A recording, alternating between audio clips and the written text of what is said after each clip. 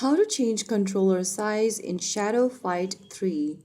Hi everyone, welcome back to another video from Crazy Gamer. Today in this video, I'm going to show you how to change your controller size on Shadow Fight 3 to make your gameplay smoother. First of all, open the Shadow Fight 3 game on your device, and from the main lobby screen, go ahead and click on the menu button at the top left corner. From the expanded menu, click on Settings. Once you're inside the Settings tab, go to the bottom right and click on Controller Size. And once you do that, you'll be able to see the controller size change. You can choose between small, custom, large, medium, and once you are done, head back to the lobby screen and play a battle, and you'll be able to see the controller size changed. So that is how you can easily do it.